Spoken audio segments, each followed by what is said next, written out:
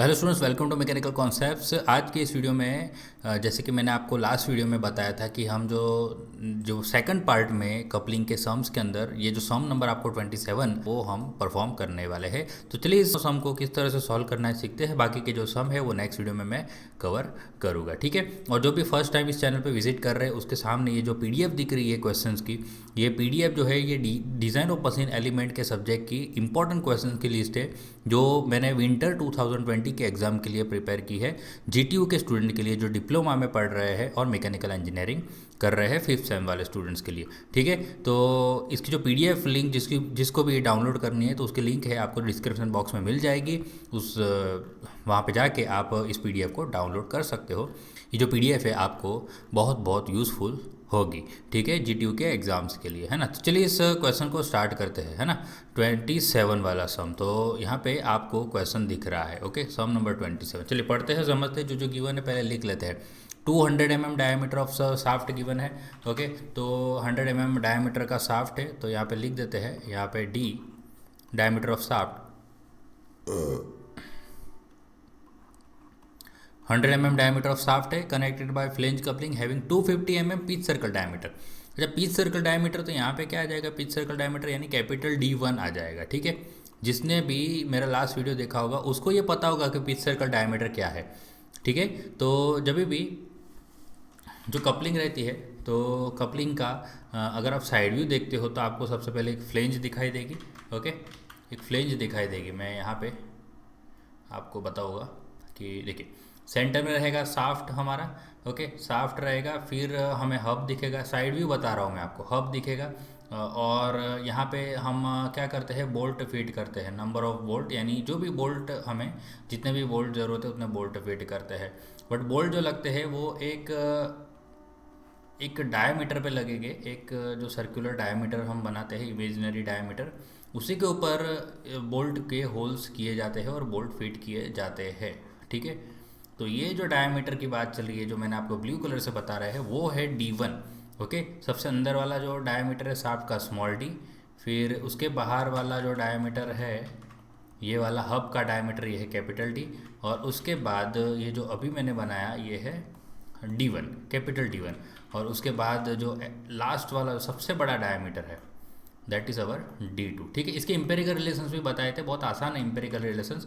तो ये D रहेगा, उसके बाहर वाला 2D रहेगा, फिर उससे बड़ा रहेगा 3D, और सबसे लास्ट वाला जो रहेगा वो रहेगा 4D, है ना। तो इंपेरिकल रिलेशन याद करना भी बहुत बहुत आसान है कपलिंग के केस के अंदर, ठीक है। तो साइड व्यू की भी मैं झलक आपको दिखाई देता हूँ। तो देखिए यहाँ पे ये हब से हब मैच करवा देना है, ओके। तो ये बन गया हब, फिर ये फ्लेंज, ठीक है। ये अनप्रोटेक्टेड टाइप फ्लेंज कपलिंग बना रहा हूँ, अभी मैं इतना डिटेलिंग नहीं करूँगा, ठीक है।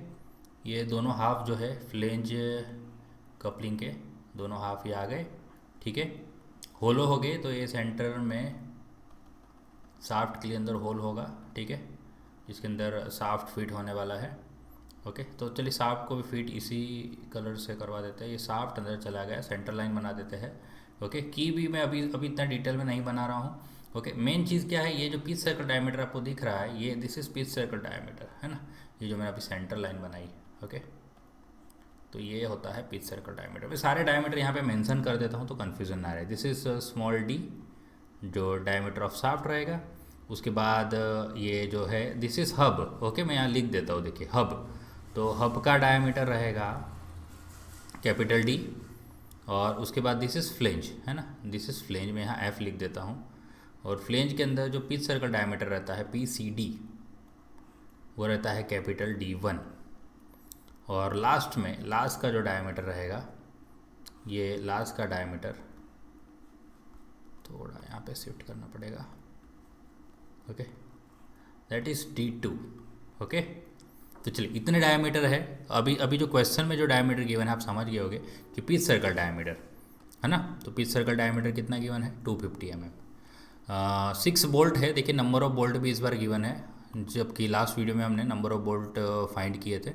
साफ्ट और की का जो टाउ है वो गिवन है 65। तो मैं यहाँ पे लिख देता हूँ टाउ ऑफ साफ्ट S लिख रहा हूँ यहाँ पे 65 मेगापास्कल, और टाउ ऑफ की भी लिख देता हूँ मैं 65 मेगा पास्कल। ठीक है, जितने भी है उतने आपको लिखने। कास्ट आयन जो है फ्लेंज, फ्लेंज का टाउ गिवन है। ओके, तो टाउ मैं यहाँ पे एफ लिख देता हूँ, tau for flange 7.5 mega pascal, और बोल्ट का टाउ है यानी टाउ बी 30 मेगा पास्कल है। जो भी रिलेशन, जो भी फार्मूला यूज़ करो उसका टाउ आपको यहाँ पे चूज़ करना है। फाइंड जो करना है, नंबर 1 आपको फाइंड क्या क्या करना है, तो सबसे पहले हमें देखिए टेकिंग इनटू अकाउंट ऑफ कीवे, कीवे की इफेक्ट करनी है।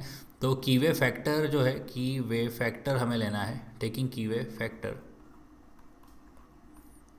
हम के लेंगे, आप 1.25 ले सकते हो, या अगर मैं यहाँ पे लिख देता हूँ और आप 1.3 भी चाहो तो ले सकते हो, जिसकी जो मर्जी जो लेना है लो। 1.25 भी चलेगा, 1.3 भी चलेगा। की वे इफेक्ट का आरपीएम गिवन है, यानी कैपिटल एन गिवन है यहाँ पे 400 आरपीएम। ठीक है, और क्या क्या फाइंड करना है चलिए लिख देते हैं यहाँ पे।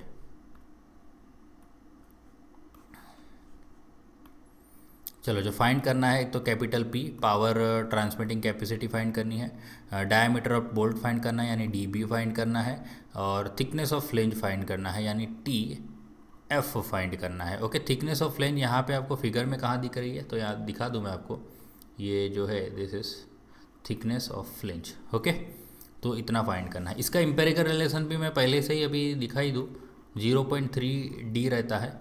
ओके, तो ये आप याद रख लेना। चलिए, अभी सबसे पहले पावर की बात करें, तो पावर मैं यहाँ पे बताऊँ कि पावर है, तो पावर का फॉर्मूला है 2π/NT डिवाइड बाय 1000 इंटू 60।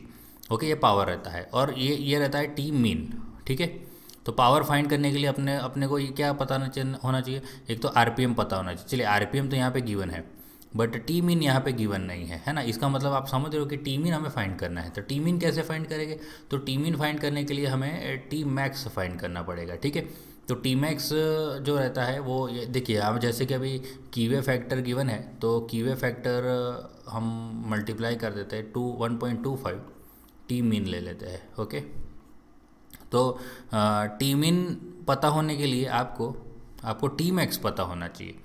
तो टी मैक्स कहाँ से पता चलेगा, तो टी मैक्स आप पता कर सकते हो, जो हमारा फार्मूला है शाफ्ट का π/16 डी क्यूब टाउ। हर बार क्या करते हैं हम, टाउ ऑफ शाफ्ट, हर बार क्या करते हैं डायमीटर ऑफ शाफ्ट फाइंड करते हैं। इस बार आप देख सकते हैं क्वेश्चन में डायमीटर ऑफ शाफ्ट गिवन है, यानी उसका हमें यूज़ करना है। तो डायमीटर ऑफ शाफ्ट की हेल्प से और टाउ के हेल्प से हम टी मैक्स फाइंड कर लेंगे। जैसे टी मैक्स मिल जाएगा वैसे टी मीन मिल जाएगा, और टी मीन मिल जाएगा तो हमारा पावर में पुट करके पावर मिल जाएगा। समझ रहे हो, तो चलिए ये प्रोसेस है। तो किस तरह से पावर फाइंड करना है ये मैंने आपको बता दिया। ठीक है, फिर उसके बाद जो भी आएगा वो बाद में फाइंड करेंगे, है ना। सबसे पहले हम टॉर्क ट्रांसमिटेड का फॉर्मूला लगा लेते हैं। Torque transmitted by shaft, torque transmitted by shaft, तो टी मैक्स हमें फाइंड करना है। क्या फॉर्मूला रहेगा, π/16 D cube into tau shaft. Okay, so यहाँ से हम टी मैक्स फाइंड कर लेंगे। डायमीटर ऑफ शाफ्ट आप देखो 100 गिवन है, 100 का क्यूब, टाउ एस, तो शाफ्ट का जो शियर स्ट्रेस है वो है 65। ओके, तो यहाँ से हमें टी मैक्स मिल जाएगा। ठीक है, यहाँ पे टी मैक्स निकाल लेते हैं। तो आप करो π/16 मल्टीप्लाई करना है 100⁻³ इंटू 65।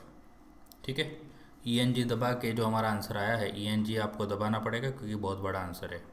762 into 10⁻6 Newton mm।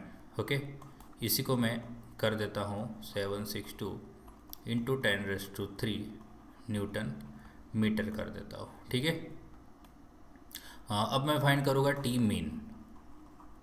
तो टी मीन रहेगा जो टी मैक्स डिवाइड बाय हम टेकिंग कीवे इफेक्ट, यहाँ पे एक हेडिंग लगाना पड़ेगा कि taking कीवे effect.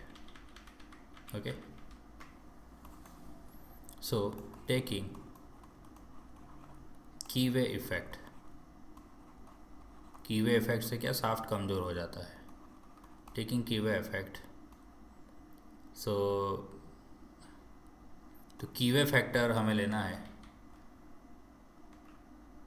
Taking कीवे effect into account या कंसिडरिंग कीवे इफेक्ट, सो की वे फैक्टर हम लेते हैं, की वे फैक्टर इज इक्वल टू, हम चूज़ करते हैं 1.25, ठीक है। आपको 1.3 लेना है तो आप 1.3 लेना है।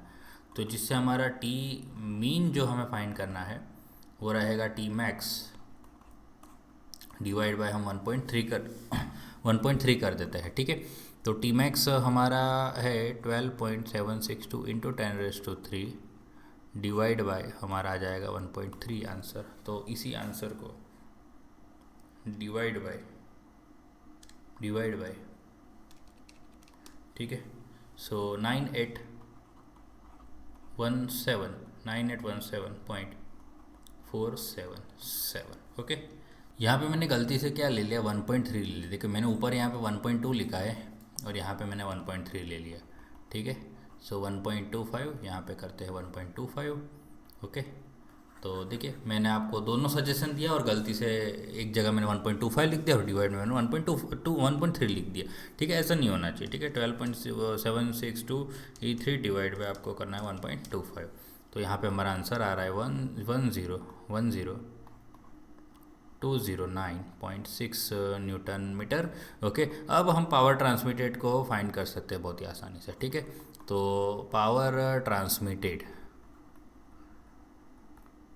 ये हमारा पहला काम अब ख़त्म होने वाला है। 2π/T टी मीन, ठीक है, डिवाइड बाय आप करो 1000 × 60। मैं नीचे नहीं लिख रहा हूँ, ठीक है, साइड पे ही लिख रहा हूँ। आरपीएम जो है हमारे पास है 400 और टी मीन जो है 1,0209.6। ये तो हमारा कैल्सी में आंसर टाइप ही है, ठीक है।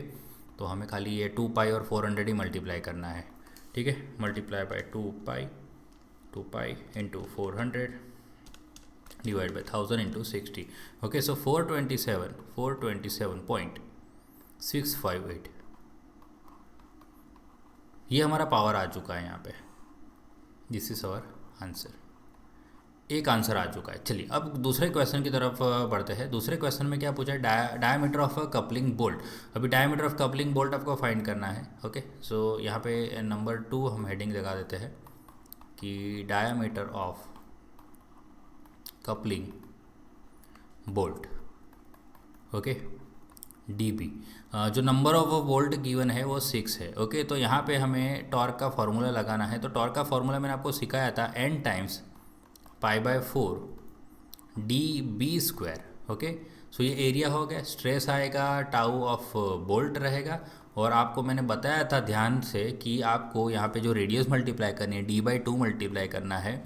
वो यहाँ पे कौन सा d मल्टीप्लाई करना है, क्योंकि जो बोल्ट है, तो बोल्ट कहाँ कौन से डायमीटर पे आप देखो यहाँ पे, आपको जो मैंने अभी फिगर बताई थी, बोल्ट कौन से डायमीटर पे घूम रहा है। ये जो डायमीटर बोल्ट ऑफ कौन सा है, D1 है, ठीक है। तो D1/2 आपको लिखना है। ये आपको ध्यान से काम करना है। चलो ये मैंने आपको रिमाइंड करा है, पहले भी बताया था, अभी वापस बता रहा हूँ। तो यहाँ पे क्या करना है, आपको D1/2 करना है। अब यहाँ पे और एक चीज़, यहाँ पे T कौन सा लोगे तो ऑलवेज ध्यान से कि T मैक्स लेना है, ठीक है। T मैक्स लेना है, क्योंकि इस सब में हमने पावर फाइंड किया है। हर बार क्या करते थे, पावर दे देते थे और T फाइंड करते थे, फिर T मीन के बाद T मैक्स फाइंड करते थे, फिर जो T मैक्स आया फिर उसी से हम सारे काम करते थे। पर यहाँ उल्टा है, यहाँ T मैक्स तो हमारे पास पहले से अवेलेबल है, ठीक है। तो T मैक्स लेना है। तो T मैक्स क्या है, 12.762 इंटू 10⁻⁶, ठीक है, न्यूटन mm वाला। 6 बोल्ट π/4 dB फाइंड करना है हमें। टाउ ऑफ बोल्ट तो ये देखना पड़ेगा, टाउ ऑफ बोल्ट क्या है, 30 मेगापास्कल, ठीक है, 30 मेगापास्कल की बने। और D1/2, सो जो पिच सर्कल डायमीटर गिवन था हमारा कहाँ है, ये रहा, 250 गिवन है पिच सर्कल डायमीटर 250, ओके। तो D1 250 डिवाइड बाय 2, ओके। तो चलिए यहाँ से निकल जाएगा हमारा DB और ये हमारा दूसरा काम भी ऑलमोस्ट ख़त्म होने आया है, okay. 12.762 into 10⁻⁶ multiply by 4 2 8 divide by 6π into 30 into 250। जो भी आंसर आएगा उसका अंडर रूट कर दीजिए, 26.87 आ रहा है, ओके। इसको हम बना देते हैं स्टैंडर्ड डायमीटर ऑफ बोल्ट तो 28 mm ले लेते हैं, ठीक है। So this is our answer number 2।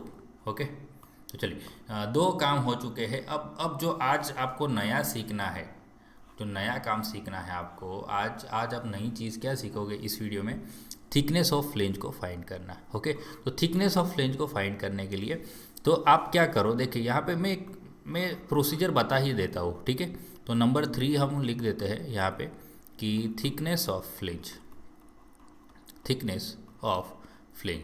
ये फिगर बनाने की ज़रूरत नहीं है, ये फिगर आपको एक्सप्लेन करने के लिए है। सो टी एफ जो हम लेने वाले हैं वो लेने वाले हैं 0.3D, ठीक है। सो 0.3, अभी डायमीटर ऑफ शाफ्ट क्या है 100 है, so this is 30 mm। Okay, बस खाली अभी क्या करना है, चेकिंग करना है। Okay, so checking the flange, क्योंकि थिकनेस ऑफ फ्लेंज है तो यहाँ पे फ्लेंज आएगा। चेकिंग द फ्लेंज इन, यहाँ पे आएगा सीयरिंग। अभी मैं आपको बताता हूँ सीयरिंग में किस तरह से चेक किया जाता है। तो टॉर्क इज इक्वल टू क्या फार्मूला, यहाँ पे फार्मूला आपको बनाना सीखना है। तो आप ध्यान से यहाँ पे देखो कि एक चीज़ क्या पॉसिबिलिटी है कि जब ये गोल गोल घूमेगा, ये जो कपलिंग है ये घूमेगा, तो हो सकता है कि फ्लेंज और हब, मैंने आपको ये बताया ना, दिस इज़ ये जो पोर्शन है ना, ये वाला इतना पोर्शन दिस इज़ हब, और ये वाला जो गोल जो पूरा सर्कुलर डिस्क जैसा है दिस इज़ फ्लेंज। तो ये फ्लेंज है, ये हब है, बराबर ना। तो क्या हो सकता है कि ऐसा पॉसिबल है कि ये जो हब गोल घूमते घूमते ये पार्ट वीक होने के कारण शायद यहाँ से ये ब्रेक हो जाए, यानी ये आगे ही घूम जाए, है ना। थोड़ा मैं आपको यहाँ पे 3D में एक्सप्लेन करने की कोशिश करूँगा, शायद आपको ये चीज़ समझ आ जाए, है ना। देखिए ये है हब, और एक पोर्शन मैं आपको बताता हूँ जो अलग हो चुका है फ्लेंज का, जो फ्लेंज अलग हो चुका है ऐसा मान लेते हैं। ये फ्लेंज देखिए मैं बताया है आपको, फ्लेंज बताया है, ये अलग हो चुका है। कहाँ से अलग हो चुका है, यहाँ से, है ना, यहाँ से अलग हो चुका है। ये इस तरह से ये आगे गोल घूम गया इसके अंदर ही अंदर, है ना, थोड़ा, ठीक है। ये यहाँ पे तो वो क्या है, ये जो हब है और फ्लेंज है, तो हब पूरा गोल घूम रहा है अंदर, पूरा गोल घूम रहा है क्योंकि अलग हो चुका है। तो ये सीयर हो रहा है, यहाँ पे देख सकते हो 2 एरिया सीयर हो रहे हैं ना, अंदर सीयरिंग हो रहा है, ये देखो आप, सीयरिंग हो रहा है। ओके, तो इस तरह से गोल घूमेगा, ये हब है और ये फ्लेंज इस तरह से। तो ये हब, ये दोनों क्या हो, पहले एक ही पार्ट था पर जॉइन था, और ये अब अलग हो चुका है, ये गोल गोल घूम रहा है ना। तो इसका ये वाला हिस्सा है, ये वाला एरिया है ना, ये वाला। तो ये कौन सा वाला एरिया, आप देखो यहाँ पे ये एरिया बनाने की कोशिश करो। So this is thickness of flange TF, है ना। और ये जो डायमीटर ऑफ हब मैंने अभी अभी आपको बताया कि कैपिटल D है, आप देखो ध्यान से, यहाँ पे दिख रहा है कैपिटल D लिखा हुआ है। So this is capital D। तो यहाँ पे क्या करना पड़ेगा, अपने को पेरीमीटर लेना पड़ेगा। तो ये एरिया जो आएगा वो आएगा पेरीमीटर इंटू थिकनेस। पेरीमीटर क्या होगा, πD होगा, और थिकनेस होगा थिकनेस ऑफ फ्लेंज, ठीक है। तो चलिए यहाँ पे एरिया मैंने आपको बता दिया कि एरिया क्या आएगा, πD, ये perimeter into thickness of flange, ये एरिया आ गया। एरिया आ गया, अब स्ट्रेस, तो स्ट्रेस क्या लेंगे, तो यहाँ पे भी सीयर हो रहा है तो सीयर स्ट्रेस लेंगे, और ये फ्लेंज का पार्ट है, फ्लेंज का हिस्सा है, कपलिंग का हिस्सा है, तो टाउ भी फ्लेंज का ही लेंगे।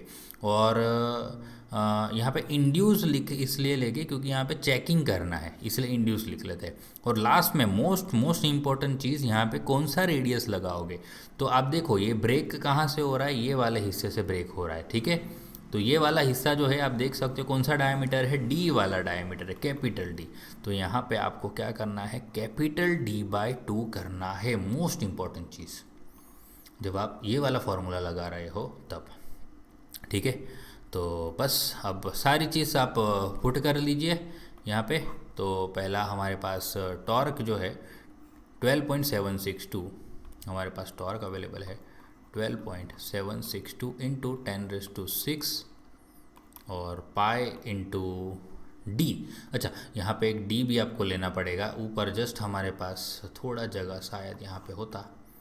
तो डायमीटर ऑफ फ्लेंज आपको लेना पड़ेगा, कैपिटल D क्या होता है, 2D होता है। सो 2 इंटू 100 ले लीजिए, दैट इज़ 200 ओके, तो यहाँ पे आ जाएगा 200। थिकनेस ऑफ फ्लेंज हमने पहले से निकाल ली, तो टाउ एफ इंड्यूस्ड यहाँ पे चेकिंग होगा, कैपिटल D/2 यानी 200/2। तो चलिए यहाँ से मिलेगा टाउ एफ इंड्यूस्ड, है ना। ये सम यहाँ पे अलग है, ओके, ये अलग है। तो चलिए ये टाउ एफ निकालते हैं। 12.762E6 इंटू 2 डिवाइड करना है हमें 200 पाई इंटू 30 इंटू 200, तो 6.77। चलिए 6.77 न्यूटन पर mm² आ रहा है। तो यहाँ पे टाउ ऑफ फ्लेंज क्या गिवन है, देखिए 7.5 गिवन है और हमारा आ रहा है 6.77, which is less than tau F permissible. Okay, ये कम आ रहा है ना, जो भी परमिसिबल कितना है 7.5 न्यूटन पर mm² है, उससे कम आ रहा है। इसका मतलब क्या है, hence our design is safe. ठीक है, तो चलिए आई होप कि आपको ये वाला सम है समझ आ गया है ना।